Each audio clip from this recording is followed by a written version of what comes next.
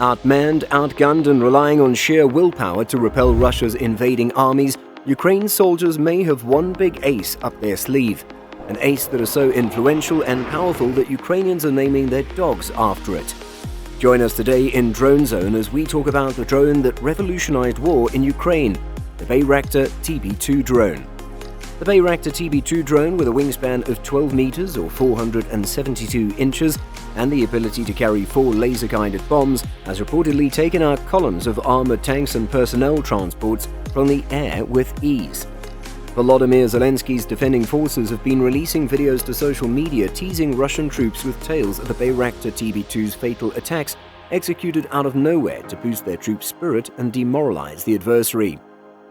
A lemur born in Kyiv Zoo was even named Bayraktar in honor of the drone, as disclosed on Telegram by the capital's mayor and former world heavyweight champion Vitaly Klitschko.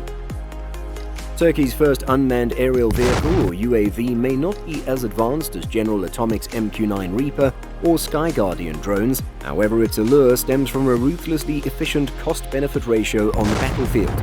These aircraft are easily replaceable when compared to other high-tech armaments, with a price tag of as little as $1 million. While their normal range is 150 kilometers or 93 miles, they can hover in the air for more than 24 hours, waiting for the proper moment to strike. It provides Ukraine a new qualitative advantage over the enemy, said Lieutenant Colonel Yuri Ignat, spokesman for the country's Air Force Command, in an interview before the invasion. He said that the company had roughly 20 such UAVs at its disposal, but that we will not stop there. Russia has extensive direct and indirect experience with TB2 in Idlib, Libya, and Karabakh in 2020. Since Ukraine purchased them, it has been an apparent threat, and it should have been one of the top Ukrainian capabilities to destroy at the start of the conflict. The drones are provided by Turkish defense firm Bayraktar Makina, which claims to have 257 in operation worldwide. One of the late founder's 2 sons who run the company is married to President Recep Tayyip Erdogan's younger daughter, giving the corporation a direct link to the top echelons of Ankara's leadership. The TB2, which was first given to Turkey's military 8 years ago, established its worth primarily out of sight of Western media during combat operations in Syria and later Libya in 2020. It was so effective against Armenian troops in the disputed Caucasus territory of Nagorno-Karabakh that Azerbaijan's president personally recognized Bayraktar with an award. As a result of the drone's success, Bayraktar claims it will export UAVs worth $360 million by 2020. After altering the course of 3 distinct battles that year, the French daily Le Monde observed in July of last year the TB2s were selling like hotcakes, even though he had previously spent $20 million on Sky Guardian UAVs from General Atomics. UK Defence Minister Ben Wallace considered their purchase. Poland became the first EU member state to acquire the TB2 in May, acquiring 4 systems of 6 drones each for a total of 24 unmanned aircraft. Only a few weeks later, Latvia's defense minister hinted that it would follow soon. However, Ukraine was the first customer to see the significance of TB2 and import the technology. In terms of economics, conventional troops are failing to keep up with advancements in drone warfare. Most ground-to-air defense systems are expensive and geared to counter threats such as high-impact bombs and combat jets rather than small expendable UAVs. In one well-known example that shocked the Pentagon, a US partner used a $3 million Patriot missile to shoot down a tiny off-the-shelf drone likely ordered from a catalog. "If I'm the adversary," American General David Perkins said in 2017, "I'm going to hop on eBay and buy as many of these $300 quadcopters as I can and expend all the Patriot missiles out there." Erdogan boasted that his country was now one of the 3 most advanced countries in the world with this technology, with the addition of the higher altitude Ankh-B to Bayraktar's drone program. The TB2's achievement also underscores Turkey's tricky balancing act as a NATO member straddling Europe and Asia. Invoking wartime restrictions in a treaty that gave it control over the Bosporus Strait, Turkey managed to block access to the Black Sea for approaching naval ships while avoiding Moscow's wrath. Erdogan may emerge as the greatest winner in the fight by assisting the Ukrainians while preserving faith with the Russians, according to Turkey expert and Brooklyn College assistant professor Louis Fishman in a column published in Israel's Haaretz. According to Lauren Kahn, a research fellow at the Council on Foreign Relations, the value of the TB2 will certainly decline over time.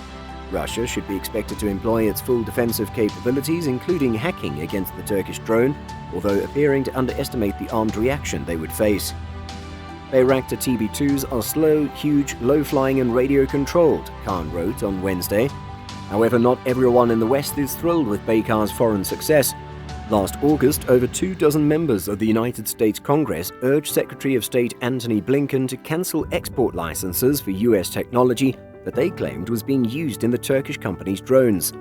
According to Andrew Milburn, the spread of expendable UAVs in battle has the potential to upset the whole defense industry's economic playing field. The senior fellow with the Middle East Institute's Defense and Security Program is concerned that defense contractors will be ill-equipped to develop countermeasures if such drones are used against American soldiers, and believes that a solution will be found in Silicon Valley rather than in the cubicle warrens of Lockheed Martin or Raytheon. Despite its appearance as an inanimate hero of the Ukraine conflict, he wrote, the narrative of the TB2 and its deployment by numerous parties over the previous 3 years presents a grim warning for the US military. With a defense budget a fraction of that of the United States, Turkey has proven how unmanned platforms have changed the essence of modern warfare. The TB2 drone, a male or medium-altitude long-endurance drone, has been in operation for many years. Turkish armed forces have been using it in northern Iraq and Syria since 2014. It's credited with tipping the balance in favor of one side or the other in more recent conflicts, such as Libya and Nagorno-Karabakh. However, videos recently released by the Ukrainian military depicting its strikes on Russian military targets have gone viral, bringing the conflict back into the public eye. The drone is packed full of features, and it's extremely beneficial to Ukraine. Its wing body design and inverted V-tail construction make it agile. In an attack arrangement, a variable pitch two-blade propeller creates the thrust required for flight. The propeller, which is placed at the tail, is powered by an internal combustion engine contained within the aircraft's body. The monocoque platform is modular, with components such as the wing, tail boom and V-tails detachable. The fuselage's main component is a carbon fiber composite with machined aluminium parts at important intersections. Fuel is stored in bladder tanks, and solenoid valves regulate fuel use to keep the engine running smoothly. The Ground Control Station, or GCS, is built on a NATO spec shelter unit with redundant command and control systems that may be activated and deactivated as needed. 3 personnel are assisted by the mobile unit: the pilot, the payload operator, and the mission commander. The Ground Control Station is outfitted with redundant air conditioners as well as a nuclear, biological, and chemical filtration system. The hardware for the shelter is maintained in a series of stacked cabinets. Each operator is given 2 screens as well as the operator interface software, which allows him or her to command, control, and monitor the system in real time. 6 aerial vehicle platforms, 2 ground control stations, 3 ground data terminals or GDTs, 2 remote video terminals or RVTs, and ground support equipment are all aboard the TB2. Each aerial platform is equipped with 3 avionics systems for optimal redundancy.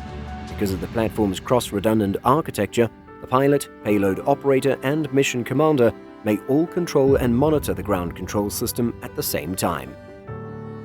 That's it for today's video. I hope you've had fun watching it as I've had fun making it. Let me know down in the comments if you think the US is rightfully concerned about the TB2 drone. Also, let me know if there's anything that you'd be interested in watching. I'll be seeing you all soon, but until then, watch this video to learn what the Spear UAV drone can do, and as always, subscribe or crash.